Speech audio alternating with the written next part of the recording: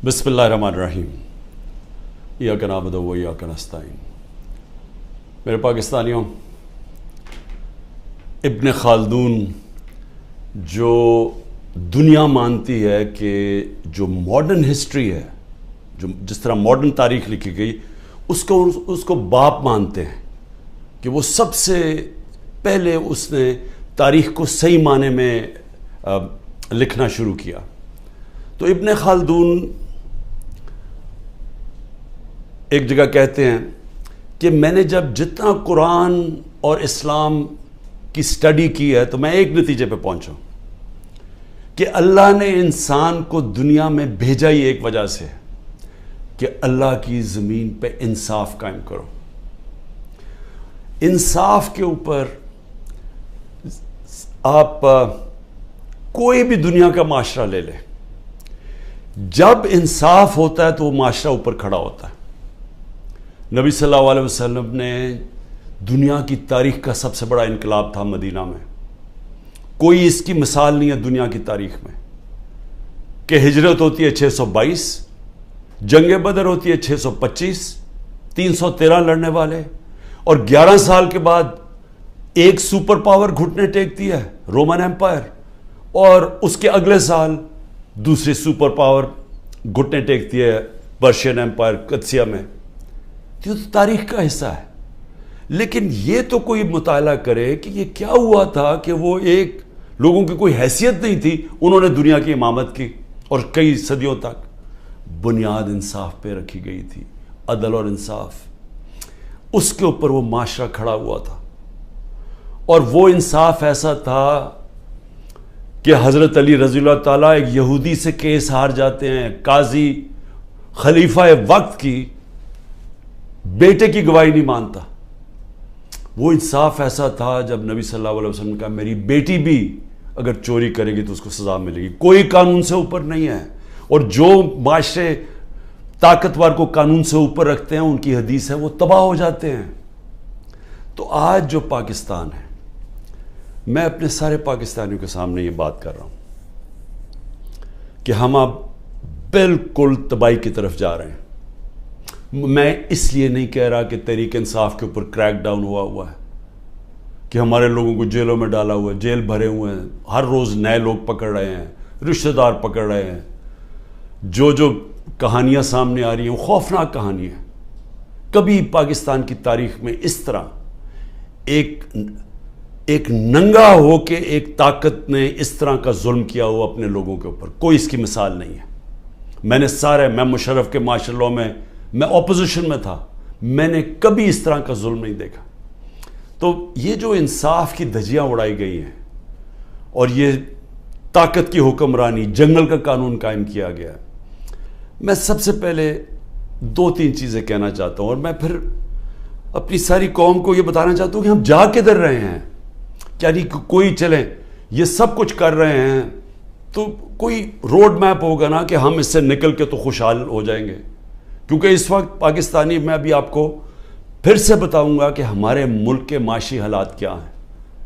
तो जिस तरह मुल्क माशी तौर पे तबाही की तरफ जा रहा है, तो कोई तो रोड मैप होगा ना कि ये जो जुल्म किया जा रहा है, ये जो पूरी जमात को ख़त्म करने की कोशिश की जा रही है, क्या इसका कोई मुल्क को तो कोई फ़ायदा हो ना। तो मैं सबसे पहले मैं ये चीज़ें इसलिए कहना चाहता हूँ कि मैं ये कभी ये सोचता नहीं था कि मेरे मुल्क में इस तरह की चीज़ें होंगी। जैसी भी हुकूमतें आई हैं, अयूब खान का मार्शल लॉ आया, ज़ियाउल हक का आया, सुना बड़ा पीपल्स पार्टी पे सख्त मार्शल लॉ था, लेकिन जो पीपल्स पार्टी के मिराज मोहम्मद ख़ान थे वो मुझे बताते थे, क्योंकि वो हमारी जमात में एक वक्त पे हमने उनको सेक्रेटरी जनरल बनाया था, तो मुझे बताया करते थे कि ज़ियाउल हक के ज़माने में क्या था। और मुशर्रफ का मैं आपको ख़ुद बता दिया, कभी इस तरह का जुल्म नहीं हुआ। सबसे पहले तो ख़वातीन के ऊपर कभी ऐसा जुल्म नहीं हुआ। कभी चादर और चार दीवारी को इस तरह बेशर्मी से, यानी कभी उसको इन्होंने चादर और चार दीवारी का जो एहतराम होता है उसको तबाह नहीं किया गया। औरतों के ऊपर ही मैं कभी अपनी ज़िंदगी में मैंने नहीं देखा کہ ہمارے ملک میں عورتوں سے یہ برتاؤ کیا جو کیا جا رہا ہے آج، صرف اس لیے کہ وہ یہ نہیں تحریک انصاف کی کوئی ممبرز ہوں یا کوئی آفس بیرر ہو، جو ٹویٹ بھی کرتی ہیں، جو حمایتی بھی ہیں، جو ووٹر بھی ہیں، ان کا بھی پتہ چلتا ہے، ان کو پکڑ لیتے ہیں۔ تو ایک اسلم اقبال نے ایک لیٹر لکھا ہے، یہ جو سی سی پی او ہے اور یہ آئی جی ہے اور یہ جو چیف منسٹر ہے اس وقت پنجاب کا، یہ پڑھنے والا ہے، میں نے اس کو آج ٹویٹ بھی کیا ہے۔ اس نے بتایا کہ اس کے سارے گھر کے اوپر کیسا ظلم ہو رہا ہے، اس کی 80 سالہ والدہ کی بھی پرواہ نہیں کی گئی، وہ آکسیجن کے اوپر ہے، ادھر گھس گئے، اس سے بدتمیزی کی، کیونکہ اسلم اقبال چھپے ہوئے ہیں۔ ان کے بھائیوں سے کیا کیا، کاروبار سے کیا کیا، کاروبار بند کر دیے، بھائیوں کے گھروں میں چلے گئے، ایک بھائی کا جو باہر سے کوئی اس کا بیٹا آیا ہوا تھا، اس کو جا کے الیکٹرک شاک لگایا، اس کا بازو نہیں کام کر رہا، وہ دبئی میں علاج کروا رہا ہے۔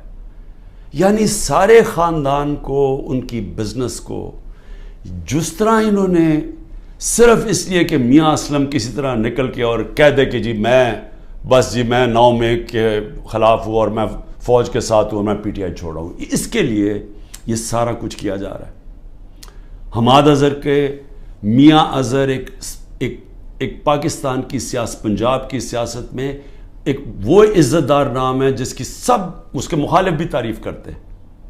84 سال کے میاں اظہر جن کو کئی بیماریاں ہیں، ان کی طبیعت نہیں ٹھیک، ان کو اٹھا کے لے گئے کیونکہ حماد اظہر نہیں تھا۔ باقی لوگوں کے گھروں میں گھس کے، یعنی جو میں کہانیاں سن رہا ہوں، کراچی کے اندر بھی بات ہو رہی تھی، کراچی میں تو کچھ ہوا ہی نہیں، کراچی میں کیوں جا کے لوگوں کو اٹھانا شروع کر دیا؟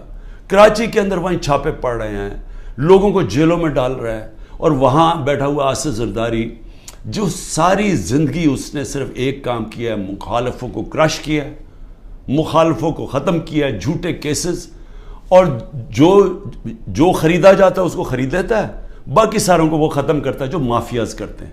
وہاں ظلم کیا جا رہا ہے، ہر ایک کے اوپر ایف آئی آر ہے، لوگ چھپے ہوئے ہیں، اور صرف ایک طریقہ کہ آپ جناب پارٹی چھوڑ دیں تب وہ ٹھیک ان کو نکل جاتے ہیں۔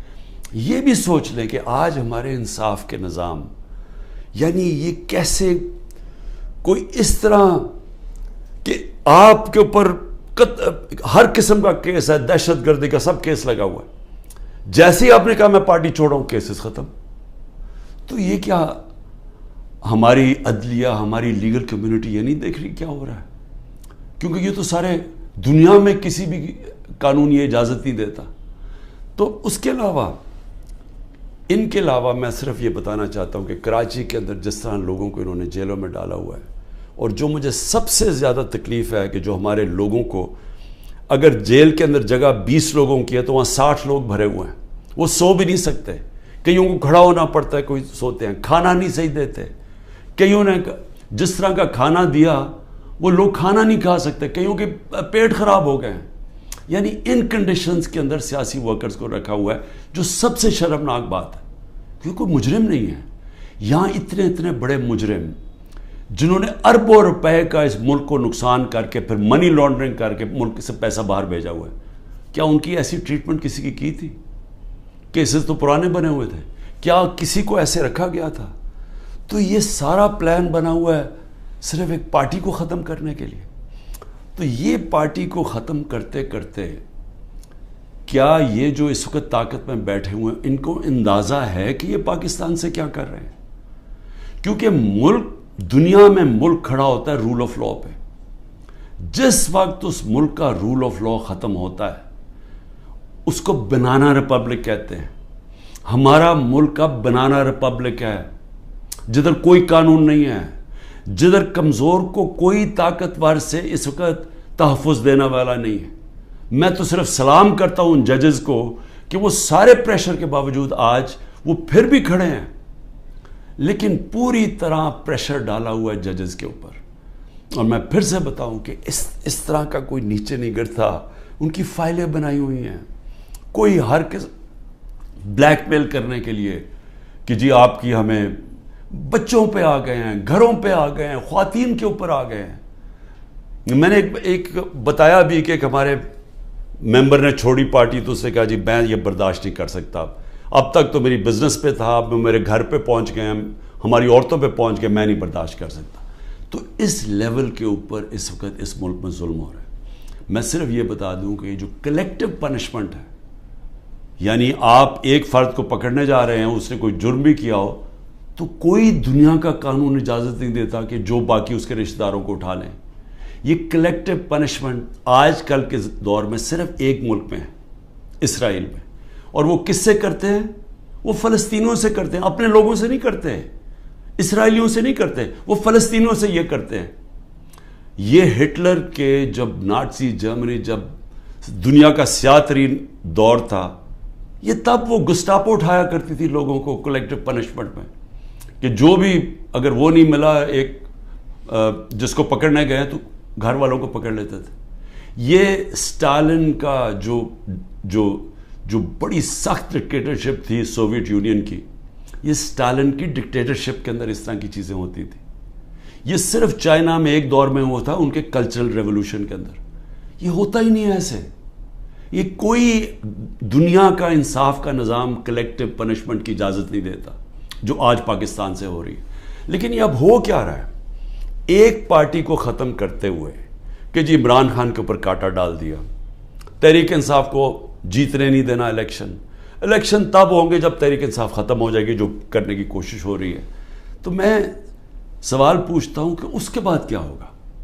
میری صرف جو طاقت میں بیٹھے ان سے سوال یہ ہے کہ اس کے بعد کیا ہوگا؟ اگر یہ سارے کام کر کے ملک کے قانون اور عدلیہ کی ساری کریڈیبلٹی ختم کر کے، انصاف کا نظام ختم کر کے، الیکشن کمیشن کی کریڈیبلٹی تو پہلے ہی ختم ہوئی تھی، اس کو جو استعمال کر رہے ہیں صرف ایک پارٹی کو ختم کرنے کے لیے، ایف آئی اے، وہ جس کو پکڑنا تھا، جس کے 16 ارب روپے کے پرائم منسٹر یہ شہباز شریف کے کیسز تھے، وہ تو ختم ہو گئے ہیں، لیکن تحریک انصاف کو ختم کرنے کے لیے وہ ایف آئی اے لگی ہوئی ہے، کوئی کریڈیبلٹی نہیں ہے۔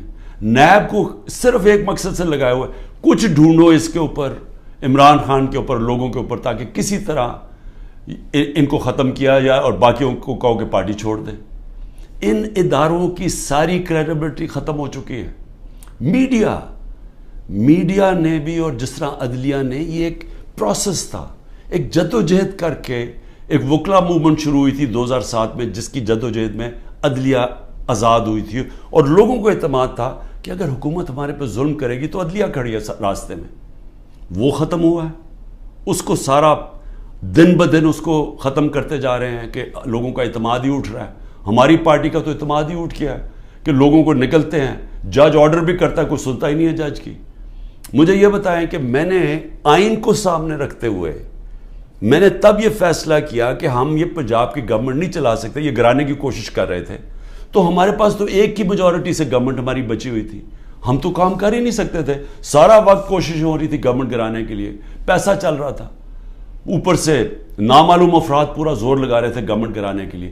تو ہم نے آئین کو سامنے رکھتے ہوئے الیکشن ڈیزالو کی اپنی گورنمنٹ، وہی ہم نے پختونخوا میں کی۔ وہاں پیسے نہیں دے رہے تھے، جو قبائلی علاقہ جو جوائن کیا تھا ان کے لیے فنڈز ہم نے زیادہ دیے ہوئے تھے، وہی بند کر دیے انہوں نے، ہیلتھ کارڈ کا پیسہ نہیں آ رہا تھا۔ تو جب ہم نے سوچا کہ ہم گورنمنٹ ہی نہیں چلا سکتے، ہم نے آئین کے مطابق، دنیا کی پارلیمنٹری ڈیموکریسی کی روایت کے مطابق، آئین کے مطابق ہم نے اپنی گورنمنٹ ڈیزالو کر دی۔ 90 دن میں الیکشن ہونا تھا، ہمیں تو کوئی الیکشن ہی نہیں ملا۔ یعنی اوپنلی آئین کی انہوں نے خلاف ورزی کی ہے، اور میں اپنے سپریم کورٹ سے اب انتظار کر رہا ہوں کہ یہ تو آپ کی اب کریڈیبلٹی ایٹ سٹیک ہے، سارے سپریم کورٹ کی کریڈیبلٹی سٹیک پہ ہے کہ اگر آپ آئین میں 90 دن میں الیکشن ہی نہیں آپ کروا سکے تو مجھے بتائیں کیا چیز روک رہی ہے کہ انہوں نے اگر اکتوبر میں سوچا کہ جی ابھی تحریک انصاف ابھی بھی جیت سکتی ہے تو اکتوبر بھی نہ الیکشن کروائیں۔ یہ تو سارا پاکستان کا جس کے اوپر بیس ہوتی ہے، دیکھیں جمہوریت بیس ہوتی ہے آئین کے اوپر، آئین کے مطابق قانون بنتے ہیں، تو جب ایک دفعہ آئین کی ختم ہو گئی، سپریم کورٹ کی ورڈکٹس کی پرواہ نہیں ہوئی، تو وہ بن جاتی ہے بنانا ریپبلک۔ اور بنانا ریپبلک کا کوئی مستقبل نہیں ہوتا جو میں اب یہ آپ کو بتانے لگا ہوں معاشی طور پہ. اور پھر میڈیا، اور میڈیا کا بھی ایک 20 سال کا سفر تھا. اس سے پہلے تو میڈیا بند تھا. اس سے پہلے تو صرف جو الیکٹرانک میڈیا تھا وہ تو صرف پی ٹی وی تھی. تو جنرل مشرف، اس کو داد دیں ہم کہ وہ ایک ڈکٹیٹر ہوتے ہوئے اس نے میڈیا کھول دیا، کیونکہ جنرل مشرف کے ساتھ سپورٹ تھی. لوگ تنگ تھے ان دونوں پارٹی سے. ان کی کرپشن 2 دفعہ کرپشن میں گئی، لوگ تو تنگ تھے. تو لوگوں نے مشرف کو خوش آمدید اس کو ویلکم کیا. مشرف نے میڈیا کھول دیا، الیکٹرانک میڈیا. اور وہ پھر الیکٹرانک میڈیا نے شعور پیدا کیا پبلک کے اندر. میری پارٹی بنی کیونکہ مجھے موقع مل گیا الیکٹرانک میڈیا پہ جانے کے لیے، نہیں تو 2 پارٹی سسٹم ہے، تیسری پارٹی تو نہیں آتی. اب وہ سارا جو میڈیا کا ایک پورا ایک سفر طے کر کے یہاں پہنچے تھے وہ زیرو ہو گیا. ایک حکم ملا ہے کہ عمران خان کا آپ نے نام نہیں دکھانا. یعنی جو سب سے بڑی پولیٹیکل پارٹی ہے، جس لیڈر کے اوپر اس وقت سب سے زیادہ پبلک اوپینین میں سپورٹ ہے، اس کو غائب کر دیا. تو دکھانا کیا پھر میڈیا پہ؟ اور پھر صحافی چپ کر کے. یعنی میں آج دیکھنا چاہتا تھا کہ کتنے میں دم ہے. کیا واقعی آپ آزادی رائے اور آزادی میڈیا کے ساتھ کھڑے تھے، یا آپ کو کتنوں کو صرف یہ آزادی رائے کے پیچھے چھپ کے ایجنڈاز کے اوپر کام کر رہے تھے، اور مالکان کے جو ایجنڈاز ہیں ان کے اوپر کام کر رہے تھے، اور مالکان ان سے فائدہ اٹھاتے ہیں. ان کو اتنا فائدہ اس سے نہیں ہوتا جو چینل سے ملتا ہے، ان کو جو بزنسز میں فائدہ ہوتا ہے. تو کتنے صحافی تھے جو ان ایجنڈاز پہ چل رہے تھے. اللہ کا کرم یہ ہے کہ دودھ کا دودھ پانی کا پانی ہو رہا ہے. اس مشکل وقت میں لوگوں کا پتہ چلتا جا رہا ہے، اور میڈیا کی پوری سمجھ آنی شروع ہو گئی ہے کہ میڈیا کدھر کھڑا ہے. اور لوگ سارے سوشل میڈیا پہ چلے گئے ہیں، اور سوشل میڈیا سے اب انفارمیشن لے رہے ہیں، کیونکہ اس قوم کو تو پتہ چل گیا کہ میڈیا اب سینسر ہو گیا بالکل. اور اس کے بعد جو اگلی بات کرتا ہوں کہ اب اس کے بعد ہماری اکانومی آ گئی، ہماری جمہوریت بھی ختم، جمہوری ادارے بھی ختم، صرف ایک پارٹی کو باہر رکھنے. لیکن جو سب سے بڑا اس وقت جو ملک کو خطرہ ہے وہ تو ہماری معیشت کا ہے. اکانومی ہماری بیٹھ گئی ہے. میں صرف پھر سے اپنی قوم کو بتانا چاہتا ہوں کہ اس وقت اکانومی کا حال کیا ہے. ہم جب چھوڑ کے گئے تھے 6.1% پہ ہماری اکانومی بڑھ رہی تھی، یعنی دولت میں اضافہ ہو رہا تھا ملک میں. اور میں پھر یہ کہوں کہ یہ پاکستان کی تاریخ میں پہلی دفعہ امریکی ڈالرز نہ آنے کے، جو کہ ایوب خان کے دور میں آئے، ضیاء کے دور میں آئے، مشرف کے دور میں آئے، تب گروتھ ریٹ اوپر تھی. یہ پہلی دفعہ ہے کہ 2 سال ہماری ایوریج 6% پہ اکانومی کو کوئی باہر سے ڈالر نہیں آ رہے تھے. آل راؤنڈ انڈسٹری اچھا کر رہی تھی، زراعت اچھا کر رہی تھی، سروسز میں اضافہ ہو رہا تھا. تو جب ملک اوپر جا رہا تھا 6% پہ، ادھر سے سازش کر کے ایک آدمی نے بند کمرے میں فیصلہ کر کے گورنمنٹ گرائی. اب آج دیکھیں ذرا کیا حالات ہیں. پاکستان کی 6.1% سے آج ہماری گروتھ ریٹ یعنی اکانومی میں جو اضافہ ہے وہ پہنچ گئی ہے 0.3 پہ. انڈیا اس وقت 7.2% پہ بڑھ رہی ہے، آگے گروتھ ریٹ آگے. بنگلہ دیش 5.5% پہ بڑھ رہی ہے، اور ہم 0.3 پہ پہنچ چکے ہیں. 1 سال کے اندر ہمارا جو ملک کا جو ایکسپورٹس ہیں، دیکھیں نا، جب تک آمدنی آتی ہے ڈالر سے تو ہماری ایکسپورٹ تو ہر سال بڑھ رہی تھی. اس وقت اور ایکسپورٹس یعنی ڈالرز اندر آتے ہیں جب چیزیں بیچتے ہیں، 13.6% پہ ایکسپورٹس گری ہیں 1 سال میں. اور جو دوسری چیز ڈالرز اندر آتے ہیں ریمیٹنسز سے، وہ 13% پہ گری ہیں ریمیٹنسز. ان کا ملا کے، اور پھر جو انویسٹمنٹ ہے، جو باہر سے انویسٹمنٹ آتی ہے، ڈالرز آتے ہیں نا، وہ 90% گر گئے ہیں. 1 سال میں 90% انویسٹمنٹ گر گئی. اور ہمارا جو روشن ڈیجیٹل ہم نے اکاؤنٹ کھولا تھا، جو 1.5 سال میں 5 ارب ڈالر پہ پہنچ گیا تھا، وہ آج اس میں پیسے نکال رہے ہیں لوگ. یعنی کہ جو بیرون ملک پاکستانی ہمارا سب سے بڑا احساس ہے، وہ اعتماد کھو بیٹھا ہے اس گورنمنٹ پہ. تو جب ٹوٹل ہمارا ہم نے کتنا 1 سال کے اندر نقصان کتنا ہوا ہے انویسٹمنٹ میں اور اس پہ انویسٹمنٹ پہ اور ریمیٹنس اور ایکسپورٹس پہ 7 ارب ڈالر. تو آئی ایم ایف کے پاس 6 ارب ڈالر ہم مانگ رہے ہیں یا 7 ارب ڈالر کا ملکی آمدنی میں کمی آ چکی ہے. پھر آگے چلیں.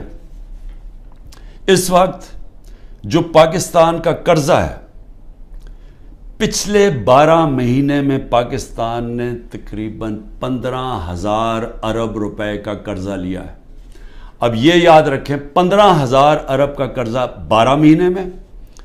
ہماری حکومت جو پہلے مشکل وقت میں آئی تھی کیونکہ سب سے بڑا خسارہ بیرونی خسارہ چھوڑ کے گئے تھے, ہمارا جو ٹوٹل ہم نے اپنے دور کے اندر کتنا ہم نے خسارہ لیا, کتنا ہم نے قرضہ لیا, ہمارا 18,500 ارب 18,500 ارب 3.5 سال میں.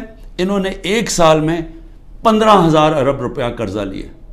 یہ جو قرضہ بڑھ رہا ہے ملک میں اور قرضہ اور بڑھتا جائے گا کیونکہ آمدنی تو کم ہوتی جا رہی ہے. اس وقت جو عام آدمی کو سب سے زیادہ تکلیف دے رہی ہے وہ ہے مہنگائی, انفلیشن. ہم چھوڑ کے گئے تھے 12.4% پہ, آج پاکستان میں مہنگائی 38% پہ ہے. یہ ہماری 75 سالہ تاریخ میں سب سے زیادہ مہنگائی ہے. پھر اس سے زیادہ خوفناک ہے جو کھانے پینے کی چیزیں ہیں, جو فوڈ انفلیشن ہے وہ 48% پہ ہے. یعنی جو عام آدمی کو سب سے زیادہ تکلیف دے رہی ہے کھانے پینے کی چیزیں وہ 48% پہ ہماری انفلیشن ہے. سری لنکا جس کا ہمارے سے زیادہ برا حال ہے وہ اپنی مہنگائی کم کر کے 25% پہ لے آیا ہے. یاد رکھیں سری لنکا میں لوگ سڑکوں کے اوپر آ گئے تھے مہنگائی کی وجہ سے, آج وہ 25% پہ آ گئی ہے جبکہ پاکستان کی مہنگائی 38% پہ پہنچ گئی ہے. اور پھر جو انٹرنیشنل جو قیمتیں جس کی وجہ سے ہمارے دور پہ مہنگائی لوگ کر رہے تھے, 30% کموڈٹی کی قیمت انٹرنیشنلی گری ہیں. یعنی تیل, جو انرجی پرائسز تھے, جو پام آئل تھا, یعنی جو ہم گھی منگواتے تھے وہ آج آدھی قیمت پہ ہے. لیکن اوورآل 30% دنیا میں یہ جو چیزیں مہنگائی بڑھا رہی تھی وہ کم ہو گئی ہیں اور پاکستان میں اب یہ بڑھتی جا رہی ہیں. اور پھر 2-3 اور چیزیں یہ ذرا آپ دیکھ لیں کہ ہمارے پاس کوئی اب روڈ میپ نہیں ہے کہ ہم نے 30 ارب ڈالر جون 2024 تک واپس کرنا ہے. ہمارے پاس کوئی روڈ میپ نہیں ہے کہ ہم نے تقریباً 1 سال میں 30 ارب ڈالر واپس کرنا ہے کیونکہ ڈالر کی جو انکم ہے وہ تو کم ہوتی جا رہی ہے. اور پھر سارے ہمارے اس وقت کم ہو گئے جو ہم نے ہمارا ریکارڈ ٹیکسز ہم نے اکٹھے کیے تھے وہ ریکارڈ ٹیکسز بھی نیچے چلے گئے ہیں اور ہماری جتنی بھی ٹارگٹس ہیں اس گورنمنٹ نے مس کر دی ہیں. جو اس وقت سود ہے وہ 21% ہے. تو انڈسٹری کیسے چلے گی؟ 21% سود پاکستان کی تاریخ میں سب سے زیادہ ہے. تو انڈسٹری کیسے چلے گی؟ اور پھر جو اس وقت سیل ہو رہی ہے ڈیزل کی, بجلی کی, سیمنٹ کی, وہ 20 سے 30% گر چکی ہے. اس کا مطلب بڑے طور پہ بے روزگاری آ رہی ہے, بے روزگاری آ چکی ہے. میں صرف اس کی آخر میں ڈاکٹر حفیظ ڈاکٹر پاشا جو پاکستان میں سب سے بڑے اکانومسٹ مانے جاتے ہیں, بڑے نام ہیں ان کا, وہ کہہ رہے ہیں کہ 1 سال میں 10 کروڑ لوگ غربت کی لکیر سے نیچے گئے ہیں. اور وہ کہتے ہیں کہ 75 سالہ پاکستان کی تاریخ میں یہ سب سے برے حالات ہیں. تو میں اب پوچھتا ہوں کہ یہ لوگ جو کوشش ساری کی جا رہی ہے تحریک انصاف کو ہٹانے کی, وہ انہی لوگوں کو تو واپس لانے کی کوشش کی جا رہی ہے. یہ لوگ جو 1 سال کے اندر ملک کی معیشت تباہ کر دی ہے, میں یہ سمجھنے کی کوشش کر رہا ہوں کہ یہ پھر واپس آ کے, کیونکہ اگر تحریک انصاف کو ختم کریں گے تو یہی لوگ ہوں گے نا, اور تھوڑے سے اور لوگوں کو ریلو کٹوں کو اکٹھا کر کے آپ کوئی اور پارٹی میں دھکیل کے ہمارے لوگ توڑ کے کر دیں گے. تو چلیں یہی سوچ لیں کہ تحریک انصاف ختم ہو گئی تو پھر یہی لوگ واپس آئیں گے. میرا سوال یہ ہے کہ یہ لوگ آ کے پھر کیا کریں گے کہ اگر انہوں نے 1 سال میں ہماری معیشت کا بیڑا غرق کر کے رکھ دیا ہے, خود تو ان کو فرق ہی نہیں پڑا, یاد رکھیں ان کے پیسے ملک سے باہر پڑے ہیں، ان کے ڈالروں میں پیسے باہر پڑے ہوئے ہیں. یہ جو ملک نیچے جا رہا ہے، یہ جو مہنگائی ہو رہی ہے، یہ جو روپیہ گر رہا ہے، اس کی وجہ سے جو مہنگائی اور غربت آ رہی ہے، ان کو کوئی فرق نہیں پڑ رہا. میں یہ آج کہتا ہوں کہ جتنے بھی لوگ آج یہاں اوپر ہمارے ملک کے فیصلے کر رہے ہیں، ان کو کوئی فکر نہیں ہے پاکستان کی، کیونکہ ان کے پیسے ملک سے باہر پڑے ہیں. اگر ان کے ملک سے باہر پیسے پڑے ہیں، ان کو کوئی فرق نہیں پڑ رہا. ان کو جب وقت آئے گا، مشکل وقت آیا، میں آج آپ کو لکھ کے دے رہا ہوں، ان سب نے ملک سے باہر بھاگ جانا ہے. کم از کم جو اسٹیبلشمنٹ ہے ایک کام تو کرے نا. ان سب جو یہاں آج فیصلے کر رہے ہیں ایک کام کرے کہ ان سب کو ECL پہ ڈالے، اور ECL پہ تب تک ڈالے جب تک الیکشن نہیں ہو سکتا. کیونکہ اگر انہوں نے، ان کا سٹیک ہی پاکستان میں نہیں ہے، تو ان کو تو کوئی فرق نہیں پڑنے لگا. ملک بیٹھ رہا ہے، ان کو تو ان کے جب ڈالرز میں پیسے پڑے ہیں، روپیہ گر رہا ہے، ان کی تو دولت کو کوئی فرق نہیں پڑ رہا. لیکن پاکستانی تباہی کی طرف جا رہے ہیں. اور میں آج آپ کو اپنا آخر میں یہ بھی بتا دوں کہ یہ ملک ٹھیک ہوگا کیسے، اس دلدل میں سے نکلے گا کیسے. صرف ایک طرح نکلے گا کہ ہم اپنے اوورسیز پاکستانی 10 کروڑ باہر پاکستانی بیٹھا. میں پھر سے آپ کو بتا دوں کہ صرف امریکہ کے اندر جو 16,000 پاکستانی امریکن ڈاکٹرز ہیں، ان کی جو سالانہ ان کی جو ویلتھ ہے وہ $200 ارب ہے. صرف 16,000 کی. جو ٹاپ اس وقت 10 پاکستان کے بزنس مین ہیں امریکہ میں، ان کی ورتھ $25 ارب ہے. اگر ہم نے کسی وقت بھی باہر سے اپنا جو اوورسیز پاکستان نے سرمایہ کاری کرنی شروع کر دی، وہی بچائے گا پاکستان کو. جب چائنا نے اور انڈیا نے جب اپنی اکانومی کھولی تو سب سے پہلے سرمایہ کاری اوورسیز چائنیز اور اوورسیز انڈینز نے کی. ہماری بھی جو سرمایہ کاری اور فیوچر ہے وہ شارٹ ٹرم میں اپنے اوورسیز پاکستانیز کے ہاتھ میں. وہ اوورسیز پاکستانی نہیں آئیں گے. یہ جو حرکتیں کی جا رہی ہیں وہ لوگ چھوڑ کے جا رہے ہیں. یہاں سے لوگ پیسہ باہر لے کے جا رہے ہیں. اس وقت جو ہمارے پروفیشنلز ہیں وہ چھوڑ کے جا رہے ہیں. قیمتی پروفیشنل جن کے اوپر سرمایہ کاری کر کے ان کو ٹریننگ دے کے جن کے پاس ہنر ہے، ان کے لیے تو دروازے کھلے ہیں دنیا کے، وہ تو کہیں بھی جا سکتے ہیں دنیا میں. وہ جب وہ چھوڑ کے جا رہے ہیں، جب ہمارا سرمایہ ملک سے باہر جا رہا ہے، ڈالرز ملک سے باہر جا رہے ہیں، تو یہ ساری حرکتیں اور ہو اس وجہ سے ہے کہ اوپر تو پہلے چور مسلط کر دیے. مجھے بتائیں کون ملک سے باہر سے پیسہ لے کے آئے گا اوورسیز پاکستانی جب وہ دیکھے گا کہ شہباز شریف اور شریف خاندان اور زرداری خاندان ان کے پیسے باہر پڑے ہوئے ہیں؟ کون لے کے آئے گا پاکستان؟ جب ان کو اعتماد پاکستان کی اکانومی میں نہیں ہے تو وہ ان کو کیسے اعتماد آئے گا پاکستان کی اکانومی میں؟ تو کدھر سے آئے گا پیسہ؟ تو شارٹ ٹرم میں تو آنا ہے باہر سے اوورسیز پاکستانی کا پیسہ. اوورسیز پاکستانی پیسہ تب لے کے آئے گا جب رول آف لا قائم کریں گے، جو آج ختم کیا جا رہا ہے، جس کی قبر کھودی جا رہی ہے. جب تک جسٹس سسٹم میں ہمارے جسٹس سسٹم میں انویسٹر کو، سرمایہ کار کو اعتماد نہیں ہوگا، پیسہ نہیں آنے لگا. اور جب تک اس ملک میں پیسہ نہیں آئے گا، اپنے ڈالرز نہیں آئیں گے. ہم یہ جو $30 ارب ہم نے ایک سال میں دینا ہے، ہم کدھر سے دیں گے؟ ہم تو اور ڈالرز لے رہے ہیں. ہم تو اس وقت IMF سے اور قرضے مانگ رہے ہیں. ہمارے پاس تو سکت ہی نہیں ہے پیسے دینے کی.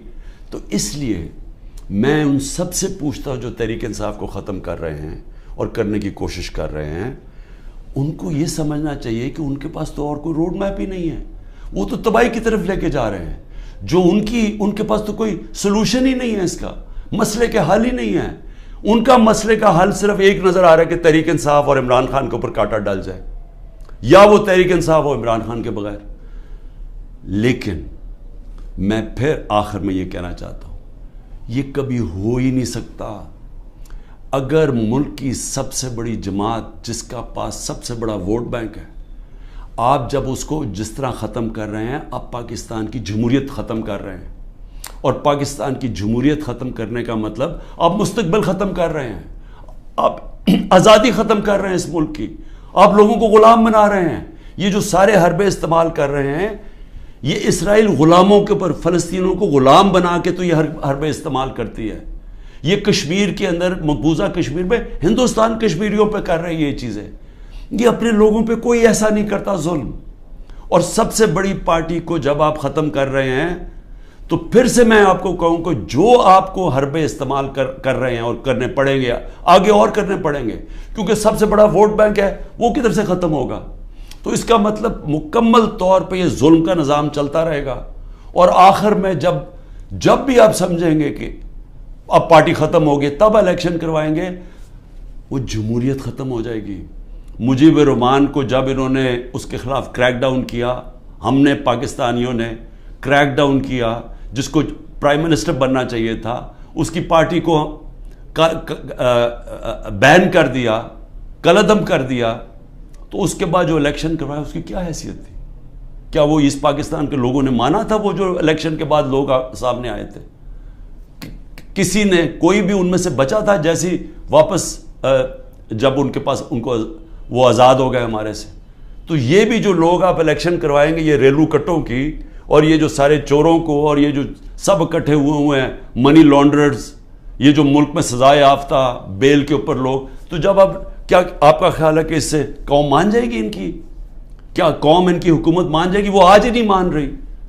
وہ اتنے ڈرے ہوئے ہیں کہ سب کچھ ہو کے بھی وہ تو الیکشن سے بھاگ رہے ہیں. 10,000 ورکر بھی اندر ہیں پھر بھی ڈرے ہوئے ہیں الیکشن کروانے میں پھر بھی کہہ رہے ہیں کہ اگلی مارچ تک الیکشن ہوگا. تو میں آج جو بھی اس ملک میں طاقت میں بیٹھے ہوئے ہیں میرا آپ کو سمپل یہ پیغام ہے کہ جس راستے پہ آپ یہ لے کے جا رہے ہیں اس میں پاکستان کی تباہی ہے اندھیرا ہے. ہمارے بچوں کا مستقبل تباہ ہو رہا ہے اور اتنی مایوسی پھیلی ہوئی ہے پاکستان میں امید ختم ہوتی جا رہی ہے کہ لوگ چھوڑ کے جا رہے ہیں. ابھی بھی وقت ہے کورس کریکشن کریں راستہ بدلیں اور راستہ صرف فری اینڈ فیئر الیکشن ہے.